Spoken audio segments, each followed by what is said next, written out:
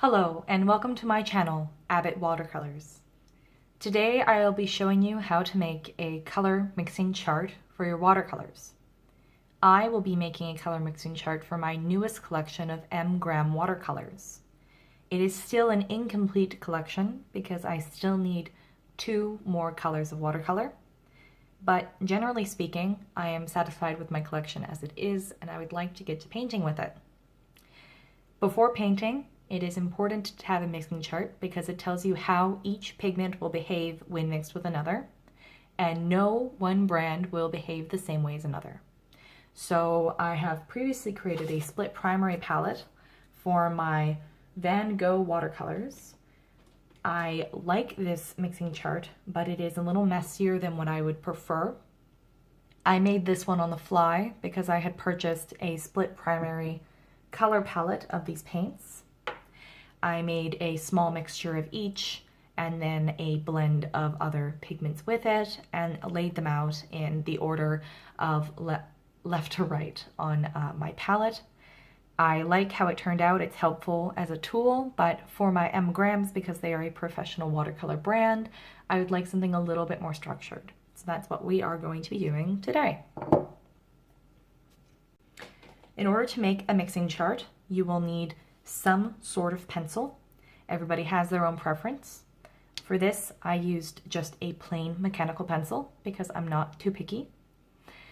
You may choose to use a mechanical color pencil. This one is a Pilot Color Eno in 0.7 and it's erasable, and you can buy refillable lead for that one. You may also choose to use something like a Colarase pencil from Prismacolor. It's also an erasable colored pigment, but it is a little bit more of a traditional medium because it requires sharpening. I personally prefer them sort of in the order that they appear here. I will choose a graphite pencil over a colored pencil when doing watercolors because I can easily differentiate between a color pencil and a graphite, or a colored paint and a graphite, so I prefer the typical pencil lead. I will choose an Eno over a Prismacolor Colarase because I don't like to sharpen pencils. I am lazy and I want an immediate satisfaction of just click, click, and continue on. So that's how that goes for me. You will also need an eraser and a ruler. Not in that order that I laid them down because a ruler is not an eraser, but that general rule as follows is that you'll need something to erase your lines if you go off the grid, and you will need something to create the grid. I also find it handy to have a mat with a grid line on it. My mom used to do a lot of scrapbooking and she doesn't anymore, but she has all of her supplies hidden in a cabinet somewhere, so I borrowed this mat from her and I plan on getting a larger one for myself. Eventually, I'm just testing it out right now to see how I like it.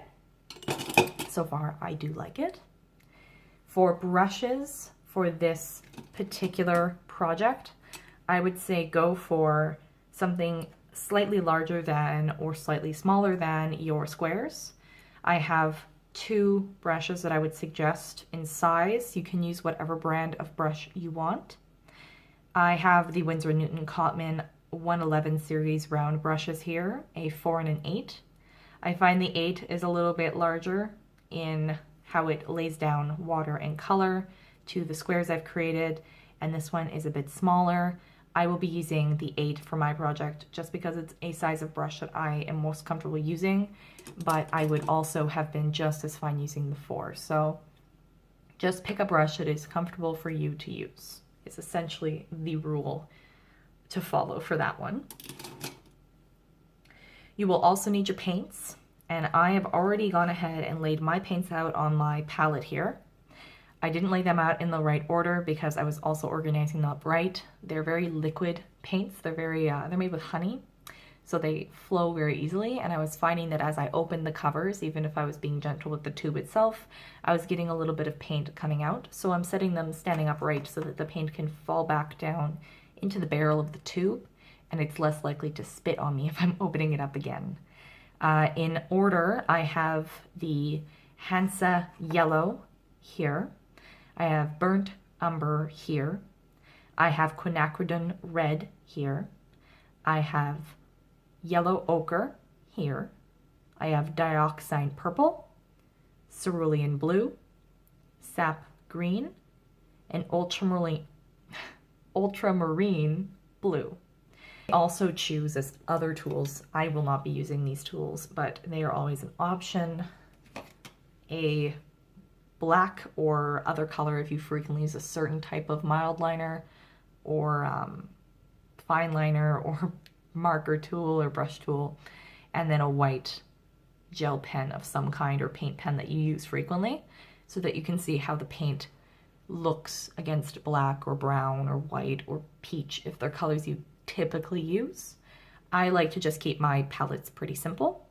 I do use a fine liner for writing the color names on the page when I'm finished, but that's always just an extra step you don't have to do.